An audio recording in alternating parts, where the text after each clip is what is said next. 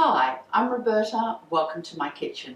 This month we're talking about Lebanese cuisine, and one of the things that epitomizes Lebanese cuisine for me is those wonderful bright pink pickles. They're turnips that have been pickled in beetroot juice. Unfortunately, when you buy them these days, they've often been pickled or coloured with artificial dye, but they're so easy to make at home and they look so good when they're made with beetroot. So turnips are traditional. I find it pretty hard to find turnips at the moment, so I often use a swede.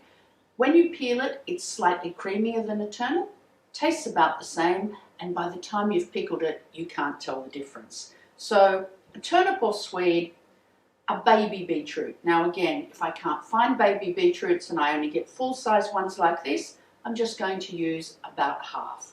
So in a minute, I'll peel both of these and then we'll come back and talk about slicing them.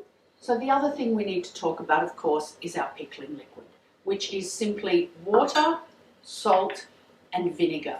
Just a basic white wine vinegar is what you need, but if you don't happen to have it and you're like me, you've either got the spirit vinegar end of the spectrum or the zhuzhi sweet vinegar end of the spectrum, you can use half and half. I've done that before very successfully. Today I have some of my white wine vinegar, so that's going into a small saucepan with some water. I'll just rinse out whatever was left in there. There we go. And my salt. And I'm just going to pop that on the stove, bring it to the boil, and then I'll bring it back here and we can set it aside to cool and deal with our veggies. So our pickling liquid came to the boil. As soon as it boils off the heat, I've set it aside to cool down. I've peeled my veggies. Now let's get them sliced. Basically, we want to cut our turnip or swede into batons about 1 centimetre thick. Now, you could use a mandolin, I suppose, but I think with this sort of thickness, we're better off just using a knife. So don't need to be too precise. I'm sure the taters don't get the ruler out. We've got batons about like that. And with our beetroot, we're going to cut them into ones about half that size because we're going to pop these all in the jar together with the beetroot interspersed between the turnips. And I think I don't want these too long either, so I'm going to cut these into ones about that size. Let's get them chopped up.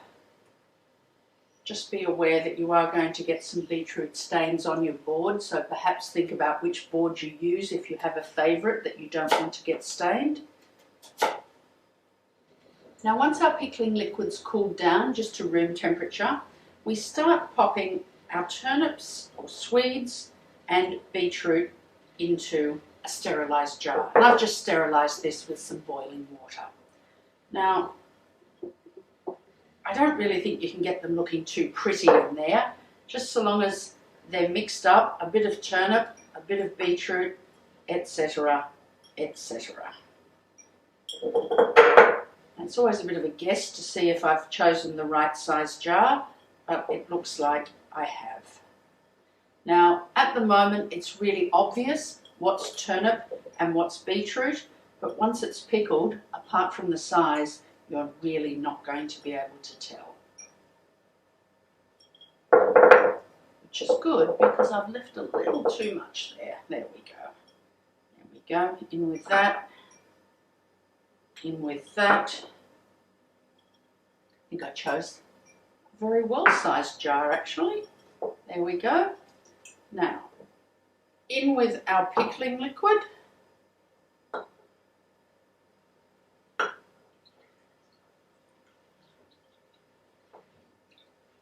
In fact, I'm not going to need it all, but depending on the size and shape of, oh no, I am going to need nearly all of it.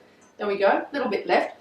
Depending on the size and shape of your jar, if you need to top it up, just top it up with a little bit of water because it is important that they're completely covered.